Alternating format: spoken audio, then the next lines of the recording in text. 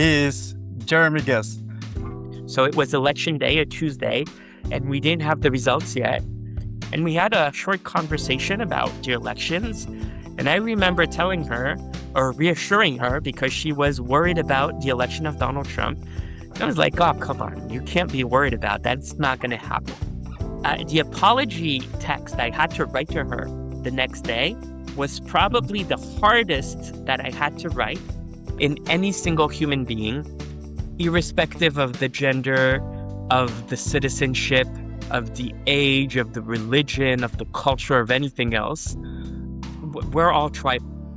I think that one of the major flaws that we have when it comes to thinking about how the world works is that we feel very comfortable with snapshot pictures. And as a result, we try to describe the world as it is. But what we don't realize is that as soon as we've done that, we just have a snapshot picture, which might become very quickly a distant memory. I think children have this wonderful superpower of calling you back to life. It's been a long pause, but we're finally back, and we couldn't be more excited. Welcome to Keeping Up with the SASIs Season 2, the podcast where we explore the projects, challenges, setbacks, and successes of sustainability and social innovators.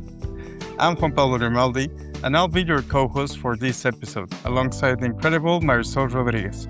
Together, we're thrilled to introduce a truly remarkable guest to launch this season.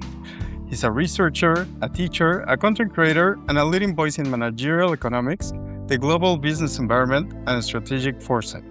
When major political events unfold in the United States or Europe, he's the expert television networks turn to for insight and clarity.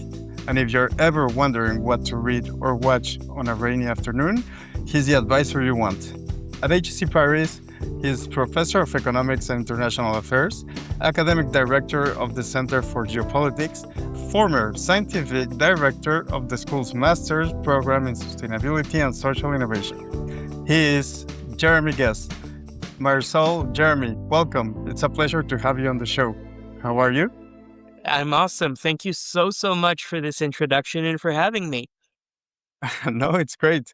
I am actually a little bit nervous. I think you are the star in many shows, and I think you're definitely the one who has had the most public exposure coming to the show. Well, thank you. Thank you for that. This is an awesome way, to start the conversation. We should speak more often, I think. Yeah, definitely. So one of the first things that I was very curious to know about you, it was to hear how was it the first time you were invited to participate in a TV program or share I don't know, anything related like that. When did you started being public in the media? Yeah, there were actually two occasions. A first one wasn't really television, but it was an event that was live on the internet. So for the young academic that I was, it was almost as if it was television. Was for a major energy company who wanted insights from an HEC professor on the ecological transition. Mm-hmm. The journalist, actually quite famous, Alex Taylor, maybe the French-speaking crowd and listeners might know him, a British journalist who often appears in the French media, was the interviewer. He was kind of nice. He was very, very open-minded about things and helped me get through it. And I almost did, I did not throw up. I thought I was going to throw up in the middle, but I did not. And I got it there alive. The second time was on BFM Business. That was actually my first television appearance. I still remember it. Facing another journalist, his name's Stéphane Soumier. For those of you who are not from France or who may not know him, he was a legend for my generation and incredibly nice person. We got to know each other. This was a repetitive segment, in partnership with HEC Paris. We got to know each other. We got to discuss. He started to challenge me from time to time in later shows. But the very first time, it was a request from the school. What I find Nice. incredibly interesting in those exercises is that, you're in a classroom, you make mistakes as a professor. You Mm-hmm. say things, you want to reformulate. And sometimes by telling your students that you're reformulating, you're actually giving a very positive message about complexity of the messages that you're trying to put out, right? And you're trying to rephrase and make it as rigorous as possible. On television, you never ever get that chance. And you have to get straight to the point.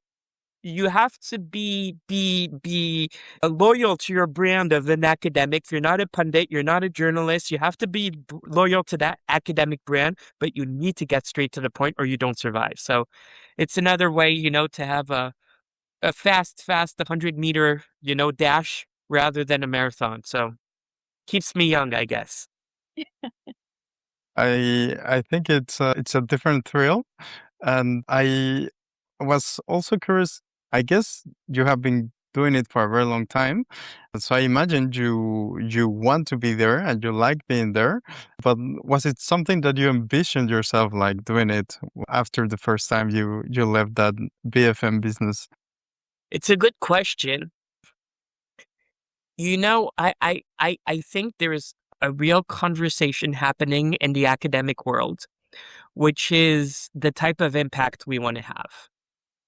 What's for sure is that we do have a form of impact by trying to train, the next generation of leaders, trying to help them make sense of the world. But then there's a parallel question, I guess, which is, should it go beyond that? I know how paradoxical this may sound, and I'm not sure what the answer is. I know that, attending television shows, being able to talk to journalists, to meet other people who think differently, who don't have the same focus as you do, is always a good thing to do.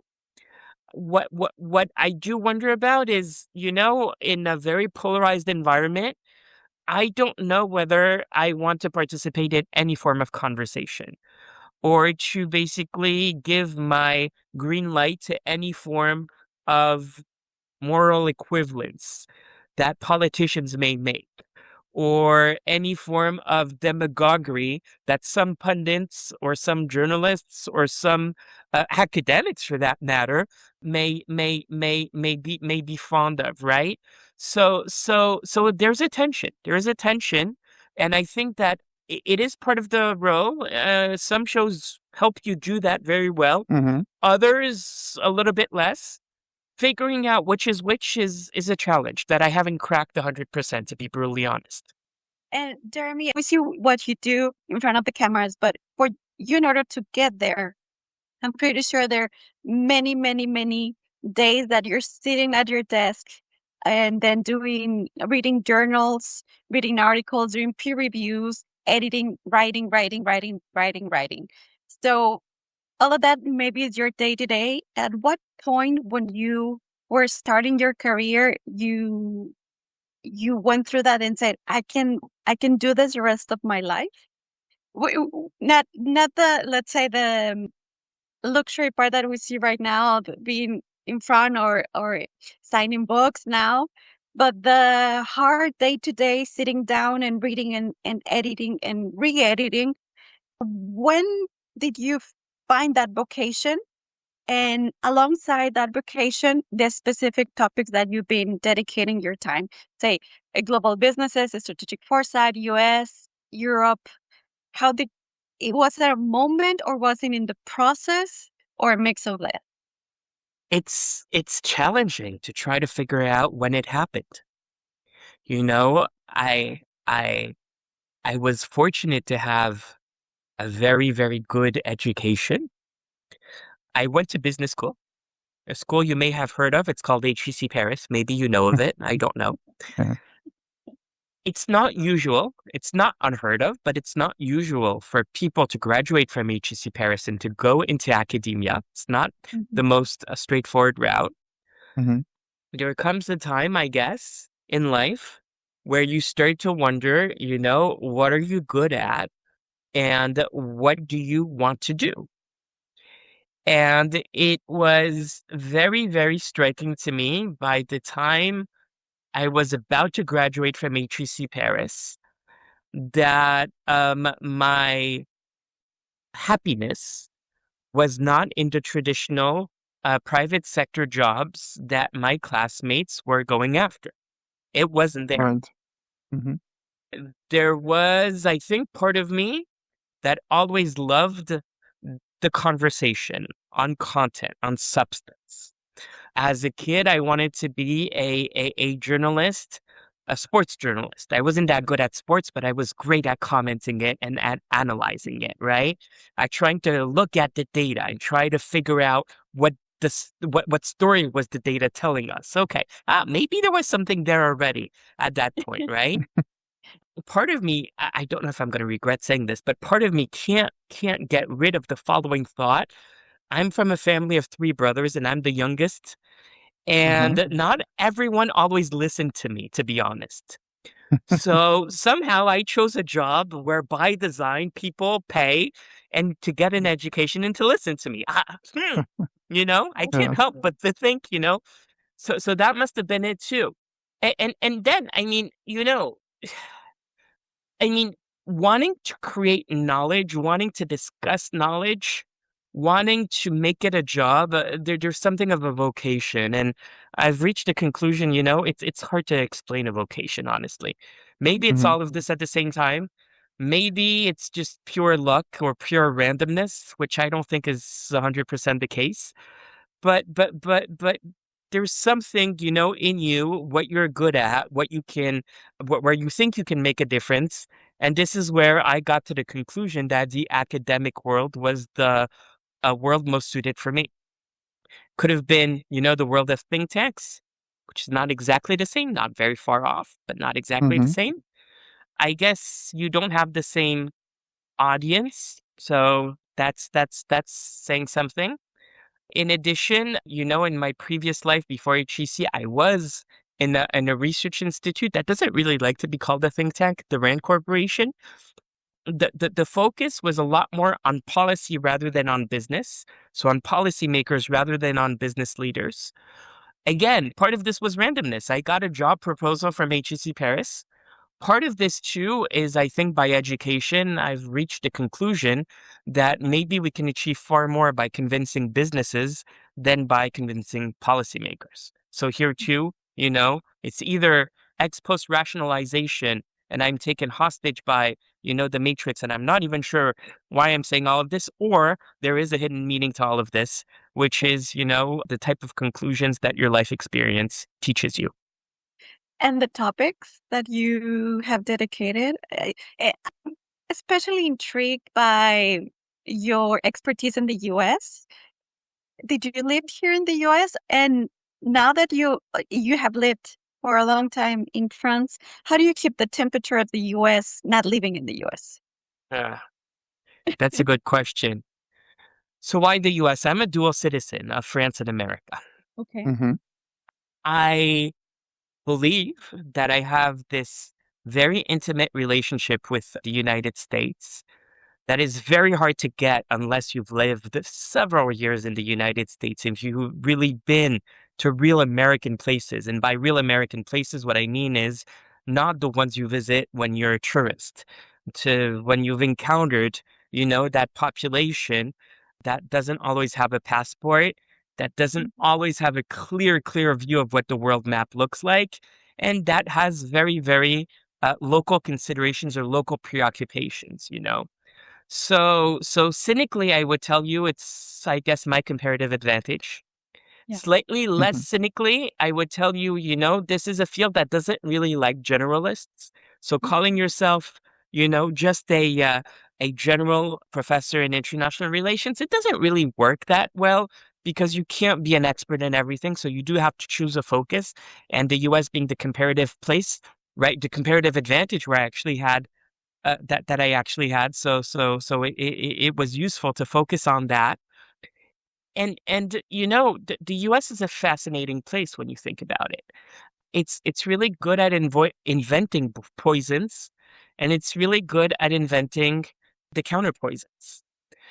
I'm always, remembering the words attributed to Winston Churchill, though we're not entirely sure it was him, who said, trust the Americans to do the right thing after having exhausted all other options. This is the land of paradoxes. This is the land where there are no good guys. There are bad guys. There are some really, really nasty Sure. guys. That we know. But I hate novels and I hate stories where there's the good guy versus the bad guy. I find this boring. Yeah. And for all of those reasons, the U.S. is the least boring place in the story of humanity, in my opinion. So that's how I got there. Then your question: how do you keep in touch? So I mean, I regularly go. I have friends and family that I see evolve over the years, which informs a lot, about the pulse of the country.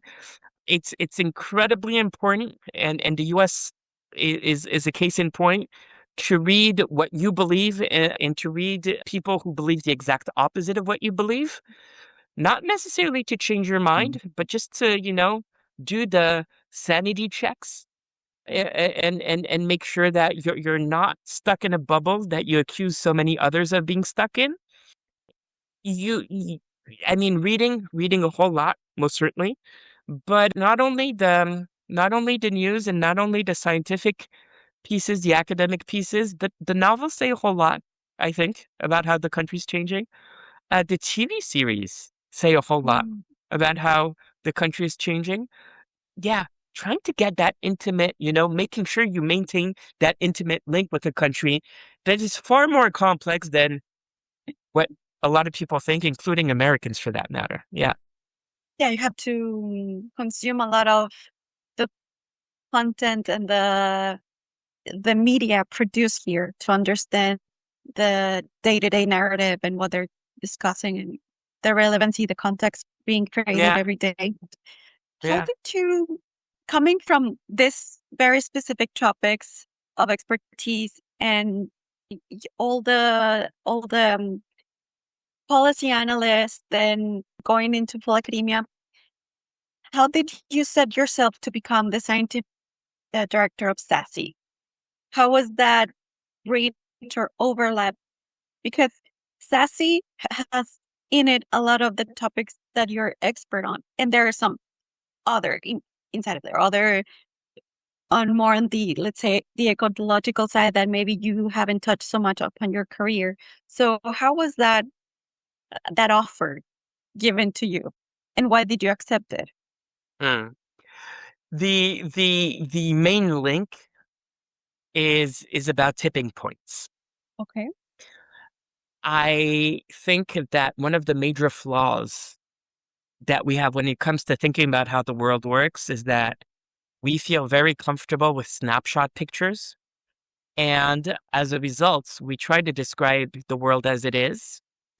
But what we don't realize is that as soon as we've done that, we just have a snapshot picture, which might become very quickly a distant memory.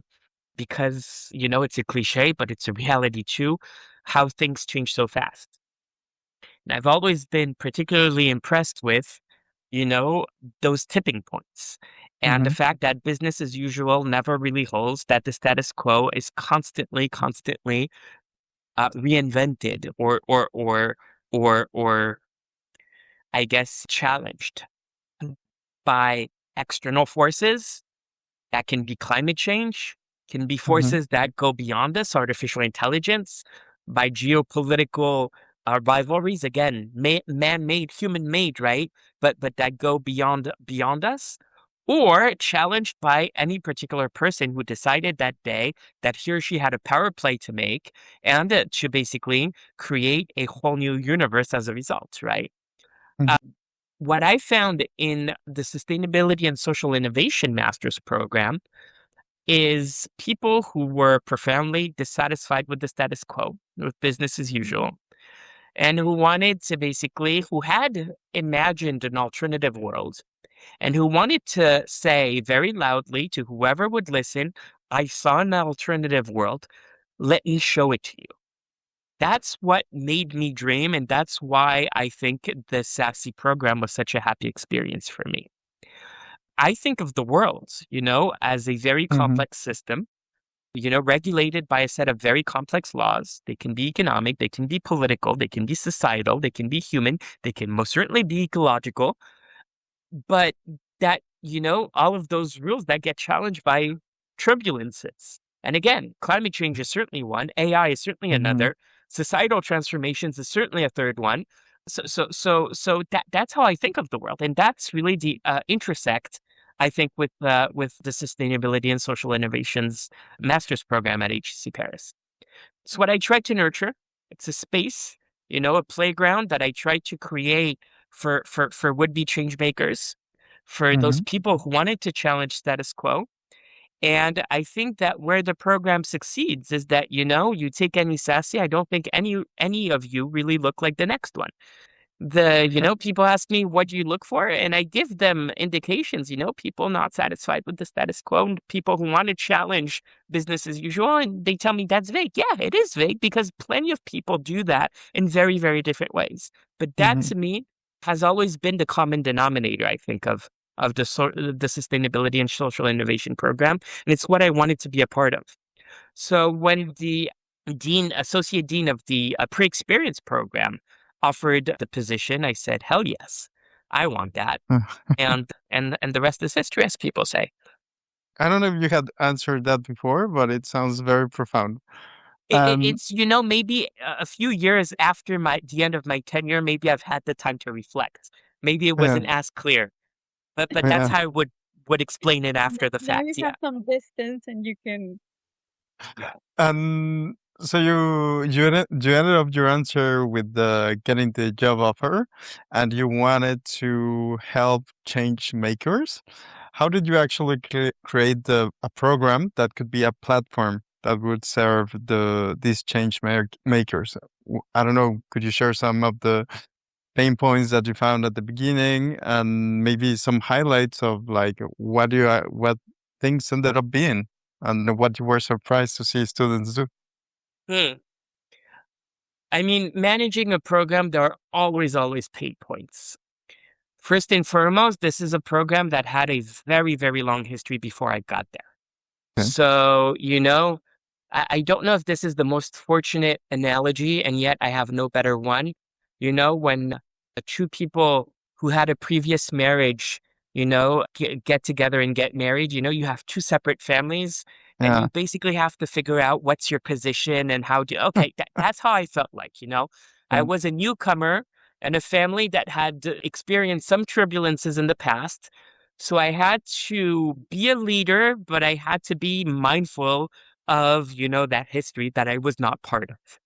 Yeah. And even before me, this program was the merger between two fundamental traditions at HEC Paris. One was really about the ecological concern, the sustainability, the climate part, and one was more the social innovation part. Those were merged before I got there, and that too, were two traditions that you could see in, the faculties, two separate faculties that had to talk to each other and so on. That's a pain point all by itself. You get to a place, there's been a history, you can't ignore it. And you have to be flexible, both physically but intellectually as well. The other pain point that's kind of a corollary is that people get very much attached to the programs, plural, because there were two of them initially, and attached to the separate traditions of those programs. So the issue was, they loved what they used to do. They loved doing what they used to do. And that meant that, anytime you wanted to bring about change, you'd face resistance. This is not SASI, this is human nature. So you had to overcome that. You had to manage that. That was a second pain point. The third thing is, diversity is just the most wonderful thing, especially in an academic program on a campus like HEC Paris's campus. It does come with some surprises from time to time, culturally speaking. I'm a male, I'm a white male, from the US, based in Paris. I have my biases, my cognitive biases as anyone else does. So you learn a whole lot. You don't necessarily see things the same way after you've been exposed to some of the things you decided, but you did not necessarily grasp the symbolism of, right? Hmm. So that too, is it a pain point? I don't think it was. Well, maybe it felt like a pain point when you triggered crises without really wanting them, without really wanting it. But you certainly learn in the long run. Yeah. And then, I mean, the academic world is a safe place where you can do many, many things. You can try a lot more. And I think you can actually, when you do it well, be even more innovative Hmm. because the risks are not the same as in, a private sector firm. But in many regards, it is conservative. It is still very, very conservative. And things don't move as quickly as you always want them to move. Hmm. So that's something too you have to learn to live with and develop a patience I never thought I had. So that was another thing, you had to play with. What about the positive side of things?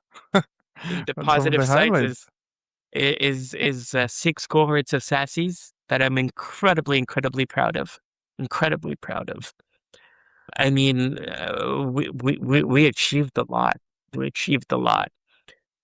It's very telling, I mean, so I'm a father. I'm a father of 4 children. The French language has this delicious weirdness in the sense that, a preschool teacher would speak about his or her pupils as my children, mes enfants, you know? So as a result, my kids would call, the sassy participants, mes enfants, my kids. Yeah. And that, I mean, day to day doesn't change much to your thinking. Longer run, once you kind of look back at those years, you start to realize there are quite a few kids out there, that you have to be mindful of. And Hmm. that's an incredible feeling. That's an incredible feeling. It's very hard to describe because again, yeah, they've achieved so much, and you have the sense that you've contributed as much as you could to a community that is alive, well, fast moving, that is not a single block, that I Yeah. think on any given issue related to sustainability, related to international affairs, related to economic issues, you'd probably have a wide array of viewpoints out there, a wide array of reasons to fight. And I love intellectual fights. That keeps us alive. It keeps us human, especially in the days of polarization and the days of AI. Yeah. So yeah, I mean, there were many happy realizations. That one, when you look at that, I think that's yeah, what makes you the happiest, I think, in my position. Jeremy, it gives a lot of satisfaction. My experience when I was in Tassie, I should say that it felt at some level that you had the traditional masters, I should say, finance, strategy, marketing, and you will see them, and even they will behave sort of like in the same way. And then it felt like Sassy, we were apart on the side. We felt different than the traditional masters. Maybe I saw a little bit more of internationals as well in Sassy. How do you compare Sassy versus these other traditional masters like strategy finance? Do you also see that difference that I saw? Yeah, yeah.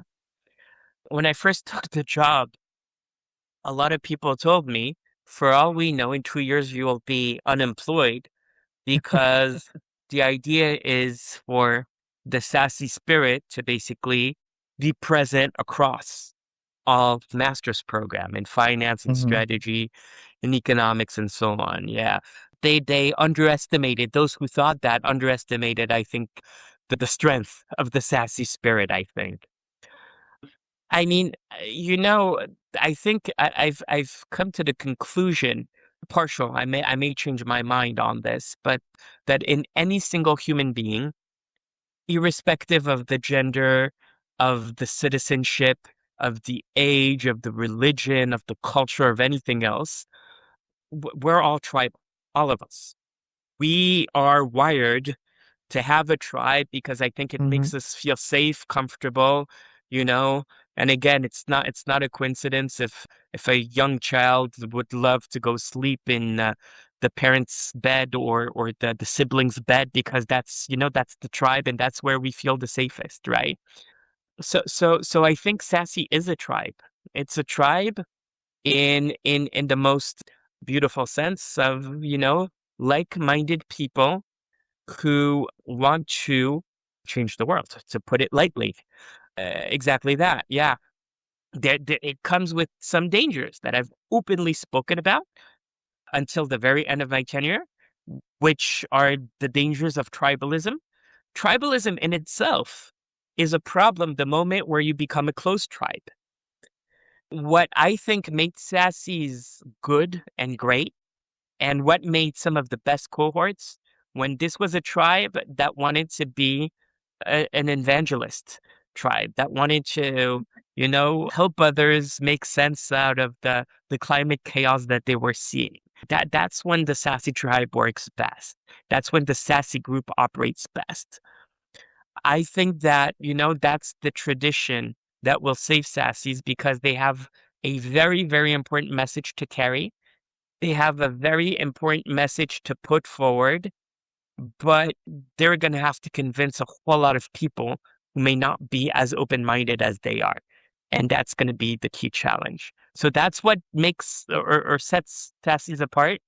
And that's, I guess, as well the challenge for the future, the extent to which they can remain open-minded. I'm sure they can, but it's an everyday fight, to be honest. And from all of the cohorts that you so successfully saw through, do you keep on top of your mind like a highlight of students that make you proud? Oh my God, that's the hardest question. If I start making names here, I'm gonna get huge. I mean, And I'm not necessarily talking about career work achievement. It could be also personal. yeah. So when you're a person and graduating from SASI and you have this entrepreneurial drive, that's awesome. As an economist, I'm a student of Joseph Schumpeter in Creative Destruction. And, that's to me the essence of challenging business as usual right there. Yeah. When you're a SASI and you go out and you go in a country you don't know much about, or you do know, but it's very, very different than your own country, you know? And you go there and you try to revolutionize the way we think about health or education or any of that, even in a big institution. That's absolutely mind-boggling to me. That's absolutely awesome. When you're a SASI and you decide, to join, a more established firm, and by that I mean, one of the big fours in consulting, for instance. And there's this little voice saying, I'm selling myself to the devil. Not to suggest that any of the big fours are the devil. That's not what I'm saying. But anyway, but you have that feeling as well, or an even bigger feeling. Yeah, but the revolution starts from the inside. And even, I go into these big firms, but I bring something that, to go back to the previous point, people who graduated with a master's in strategy don't bring to the table. Yeah, I'm bringing change to the inside. Yeah. When you're a SASI and you go into, international institution and you think to yourself, there has to be, a solution that includes business in there. It doesn't have to be only political or diplomatic. Yeah. Yeah. Yeah. I mean, all of those instances, and there are probably many, many more. All of those instances are illustrations of people who cannot satisfy themselves with, oh, it's good enough. Who always look for an alternative possibility. And when they don't find it, they reach the conclusion they haven't been creative enough in their thinking. Yeah. I think that's what's incredibly meaningful about the SASI experience is the ability to produce these types of profiles. You have actually had this entrepreneurial spirit for some time. First, I was shocked to see that you were I think it's called water framing your photographs of Paris, which was very cool. But then most recently, we were able to find a new project you have been working on for a little bit more of 1 year. I don't know if you can tell us more about that. Apart from being a book author, could you share with us what's going on your entrepreneurial life? Yeah, I never thought about it that way. Thank you. This is good for me. I feel better about Yeah. myself all of a sudden. Thank you. No, you have at least three entrepreneurial ventures. Yeah. So let me put it this way. I'm somewhat obsessed with trying to tell what reality is. So I have a day job, which is being a professor. And interestingly enough, that helps me try to say what reality is by giving young talents, the analytical tools they need to look at the data, to look at the evidence, and to make meaningful decisions grounded in reality. And that's particularly important, that's the form of intellectual honesty I value more than anything, especially in a tribal and polarized world. Mm-hmm. Then came an episode in my life, which occurred in November 2016, when Donald Trump was elected for the first time. And it was a striking moment for me because, speaking of television appearances, there was a young journalist who had booked me for a show that night, the night before so it was election day, a Tuesday, and we didn't have the results yet. A young person, and she took me through the hallways till the TV set, and we had a short conversation about the elections. And I remember telling her, or reassuring her, because she was worried about the election of Donald Trump. And I was like, "Oh, come on, you can't be worried about that. It's not going to happen." Mm-hmm. The apology text I had to write to her the next day was probably the hardest that I had to write. Not because I had to apologize. I mean, I have no trouble in admitting that I was wrong, Yeah. but I was still struck by the extent to which I was wrong that day. And that year, I told everyone you should read Philip Roth's novel, The Plot Against America, that tells a story of America that I like, namely, that these things don't really happen in America. So The Plot Against America is an interesting book that envisions an America in which Franklin Roosevelt in the 1930s loses the election to Charles Lindbergh, the aviator. Charles Lindbergh, historically speaking, this is true and it's been documented, was a Nazi. And it shows, what happens to the U.S. once they have a Nazi president. And it kind of ended in a very weird way. And I think it was Philip Roth's way of saying, not in America. This doesn't happen in America. It's kind of like you wake up from a bad dream. To be perfectly clear and not misunderstood, I do not think that Donald Trump is a Nazi, and I do not think he is even close to it. But he does challenge the vision of America I used to have. So anyway, I'm sorry, I'm being very long, but I guess my point is to say in 2016, something happened to me because I got to this conclusion that the traditional analytical tools that we were relying on had flaws, that they were not as perfect as I thought they were, and that in order to tell a story, especially to tell the story of America, maybe you needed it's not maybe, you most certainly needed the analytical tools that you've relied on up until now, but they weren't enough anymore. And that you need to go explore other things. So pictures, and images became an important part of my life. I never really, really went to the extent of, thinking it through up until very recently as part of my intellectual growth. They are now. I have a perpetual Midjourney. I'm absolutely in love with Midjourney. I do anyway. But there too, I mean, taking pictures is another form of reality that data and evidence might not be able to suggest. Mhm. I don't think that Philip Roth's book explains America anymore. I did think so in 2016. I don't think so Mhm. anymore. And I wrote my own novel. And again, with that same idea in mind, I am not, throwing all of those analytical tools in the garbage. I still believe them. I wouldn't be teaching them otherwise. But I still think that we need imagination, we need fiction to get us closer to reality. So yes, entrepreneurial life, yes, but actually it's more an extension of my intellectual growth trajectory Mhm. rather than a way to be an entrepreneur. I guess it is a form of entrepreneurship come to think of it, but it's really an extension of whatever I've been doing before and to try to find new solutions where old solutions are not satisfactory enough.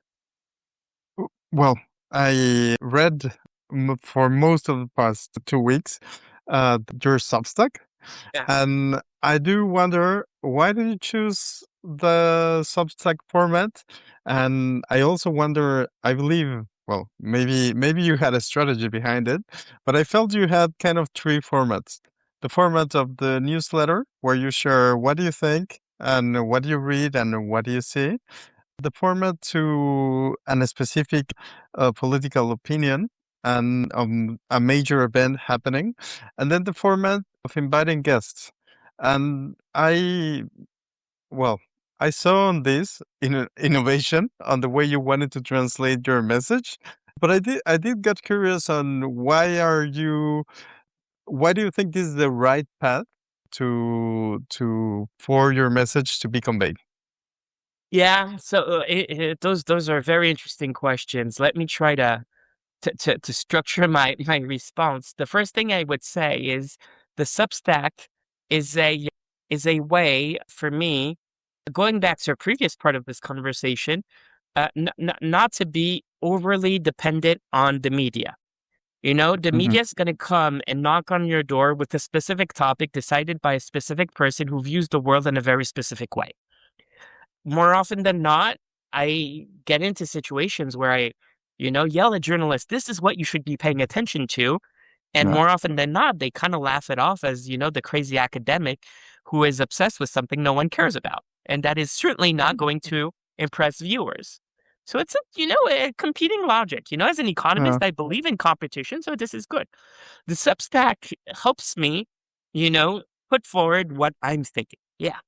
And what I think might be worthy to test, in terms of hypotheses and assumptions. More recently, as you kindly pointed out, there's the podcast part of this where I get people on my show, as I like to call it. I have a show. I Yeah. feel so good about saying that sentence. That Sounds makes it, great. yeah, makes me feel so good. And I start all of the interviews with the very same question, namely, what keeps you up at night? And I find that to be a meaningful way, again, of going back to a similar point that we made earlier. What are other people seeing, especially in terms of how might our universe change? Why might business as usual change fundamentally? That obsession with the tipping point has followed me into this because the more I have those conversations, the more I get people to say it out loud, and the more I get people thinking this way. And I think this is absolutely critical, and especially in the times we're going through, where, again, climate change is changing a wide range of constraints, that we're seeing societal changes too, AI, most certainly too. This is a period of systemic change. And the only way we get to survive in this world is by really getting each other to share our glasses. You wear mine and I'll wear yours. And I'll try to ask Hmm. myself, what type of insights am I seeing through your glasses that I would not have seen otherwise? So yeah, so this is a way, the Substack, yeah, to get my voice out there, to Yeah. try to get people to focus on things I think might be worth focusing on, and to yeah, continue that conversation about tipping points and exploring how things may be fundamentally different tomorrow without us even knowing it. I think it's a very cool and innovative way to Thank you. that you wouldn't see a professor do. And when I was also looking at Substack and I saw that what keeps you up at night, I immediately thought, "Oh, that's a great premise. I wish I had come up with that," because it's a great opening question that allows you to wonder, but uh, to topics that are passions that you think over and over again. So it gives you a lot to talk about, and I, I think you nail something very good right there. So congrats on that. Thank you. But I have to be perfectly honest with you, but this is now out in the public, and the latest issue that came out today, February 20th, is that I did plagiarize, I think, or he claims I plagiarized someone, namely Alistair Newton, who was my most recent guest, because he tells me, and this is there's a lot of truth to this. He tells me, when he was an analyst at Lehman Brothers, this was one of the papers that were circulating inside Lehman Brothers, right? And there's some poetic irony in this. You think of Lehman Brothers, the bank that went down. Yeah. Well, apparently they focused either too much or too little on what kept them up at night. So it does go to the flaws, I think. Yeah, that point. I'm gonna change gears for the last minutes that we have to change in a more personal note. I am now a mother of two, a 2-year-old and 8 months old. And now Congratulations. thank you. Now I see, and also from Pablo, it's a father. So we're both parents, and we now see the world through the lens of parenthood that really changes everything. There's nothing untouched by parenthood. So you have academia, you have your content creation, your TV appearances, your personal projects, and you have a marriage and 4 kids. Have you been able to find balance? Oh, it's a everyday fight. Yeah. Everyday fight. Like a whole lot of other people, and probably including you, day to day, I am faced with a very, very tragic image of the world. And you have to wonder, how dumb do you have to be to still have kids in this world? Well, there's no turning back now. But then I try to reconcile all of this by saying, well, you need to be either very dumb or very optimistic. So I've decided that I was a very optimistic person. There you go. So that's already a fight for balance, not being overwhelmed by global tragedies. That doesn't mean not showing empathy, not showing compassion. Sure hope you do. I'm sure you do. And I'm sure SASIs do. And I'm sure people do in general. But you do have to, think in different spaces, think in different categories. That's one thing. I think children have this wonderful superpower. That's the second thing, of calling you back to life. You have an 8-month-old baby, so you must know that better than anyone right now. Calling you back to life sometimes in the middle of the night when you would rather be somewhere else. Yeah, Repeatedly. calling you back to life when you get home, late at night. You haven't seen them and they want attention. Mhm. Calling you back to life when you're deeply, deeply preoccupied or sad about something. They have that superpower of calling you back to life. Mhm. I don't want to over rely on my children. I mean, I want them to have their lives. I want them to grow. I want them to live, most certainly. But they do that for me. And that's, a reason why I'm incredibly fortunate. And I think we're incredibly fortunate as parents to have those children who call you back to life. And then, I mean, that balance, you have to choose. You have to choose. It's, I'm struck by this, and I don't know if it's anyway, let's see where this takes us.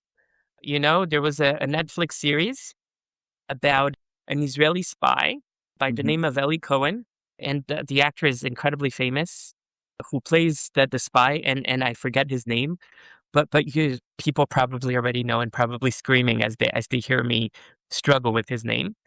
But he was a legend and became a legend in the spy world because he went up the ladder in the Syrian regime. in ways that no one had ever been able to. And his family doesn't exactly know, though they have suspicions, right? When he goes back home from time to time, they don't exactly know, but they have suspicions. And there's this incredible scene where his wife gets into an argument with her husband's boss, demanding answers, asking why she's getting so much attention from the spy service, saying she's not sure that all wives get this attention. So she's starting to suspect something very big. And she tells her husband's boss, my husband is enough. He thinks he needs to be greater than anything. He's enough for me. And I sure hope he's going to come back soon. Yeah, I'm struck by that scene. I'm struck by that scene. Finding balance, I think, as well, means trying to figure out what is important in life ultimately. I'm fortunate enough to be, as you said, a married man of 18 years now. Didn't think I was that old, but there you go. Congratulations. And yeah, thank you. And, so I said children call me back to life. My wife calls me back to life too. That's the balance. That's the balance Yeah. you have to find. And when you're fortunate enough to have that significant other and those children calling you back to life, you have the right sets of incentives of finding that balance. And it's incredibly hard. Everyday struggle. But that too is something very important to keep your eyes on. Well, Jeremy, I know we are about to come to an end of our conversation. We just want to ask you two more things. The first one being what's on the horizon for Jeremy on 2026, and maybe if you have a crystal ball, what's on the next 5 years. But So what's up for me? So I have 2 new books coming out. One is the second edition of The Architects of Change, and one is the sequel of Architects of Change, a book called Architects of the Future that goes into systemic thinking, and that touches upon a little bit of the things we talked about. So that's for me. Over the next 5 years, I don't have any crystal ball, but I want to be optimistic. Okay, here's an idea, and so parting thought. For a very long time, diplomats talked about track 2 diplomacy. Track 2 diplomacy is basically what happens behind the scenes through informal channels. A lot of people focused, say, on artists or professional athletes or academics from time to time, and how that kept the conversation going when traditional diplomatic channels had collapsed. Over the next 5 years, if I wanted to be pessimistic, I would say, yes, I am worried about traditional diplomatic channels, but I am very optimistic about track 2 diplomacy and unofficial channels, in which I would include one other actor I did not mention, which is business. There's a cynical reason. I mean, let's not hide. Cynical reason is, there's money and profits, for businesses. And if anything collapses, they may pay a steep price they don't want to pay. But I think there might actually be, a more idealistic reason behind this. Edelman, the company that produces the Trust Barometer, shows that business is one of the rare institutions compared to media, governments, and NGOs that is considered by many public opinions around the globe as both competent, meaning it can get stuff done, and ethical. And I often understand Edelman saying, this is less, a celebration of business than a demand to business leaders to say, you guys need to do a better job. You guys have a vested interest in this. That's the cynical argument. But you also have a vested interest to protect, societies that are your consumers ultimately, and to bring stability and certainty to a world that is becoming increasingly unstable and increasingly uncertain. So yeah, no crystal ball, but in the next 5 years, I'm looking for those change makers, those leaders outside traditional diplomatic channels who are ready to make a difference for cynical reasons and for more idealistic reasons. We're gonna keep an eye on that next Super Bowl presentation, maybe like that. We should. This is an ongoing conversation. Congratulations on the 2 new books that are coming. Thank you. I hope you weren't writing them at the same time because that must have been very busy. And the last thing would be, where can people reach out to you and keep the conversation going? Having this conversation you want and you're passionate about expressing different views. I'm a very old-fashioned guy. I'm still a very email guy. And it's easy to remember my email. It's ghez@hec.fr. There's a lot of H's and a lot of E's in there. So ghez@hec.fr. Always happy to continue the conversation via a phone and I'm a newcomer to WhatsApp. I'm really bad at WhatsApp, but I try. But email is the best way to reach out. I usually love to have inbox with 0 emails in it. So it means that I always respond to my emails because I get the joy of archiving them afterwards. So writing an email is usually the best way to get a response from me. And I'd love to continue this conversation because again, it is an ongoing conversation. There's no end in sight anyway. So we better get ready for it in the long haul. Okay. Your Substack, your newsletter. Jeremy Ghez. Yeah, JeremyGhec.substack.com. And it's Great. called The Tsunami is Coming. Tsunami is coming. With what keeps you up at night is also on YouTube, or You can find it both on Substack and on YouTube too. Yeah. Same Perfect. channel. Thank you so much for joining us. Thank on you this so much for conversation, having me. for keeping Thank you, up Jeremy. with the SASIs. It was a pleasure. And thank you, all of you, both of you, and all of you for staying true to the sassy spirit. We need it, and the world needs you.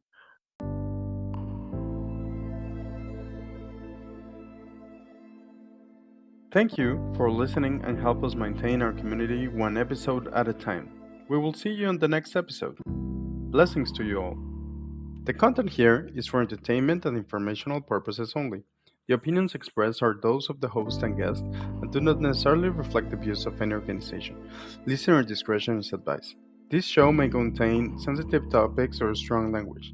Use the information at your own risk.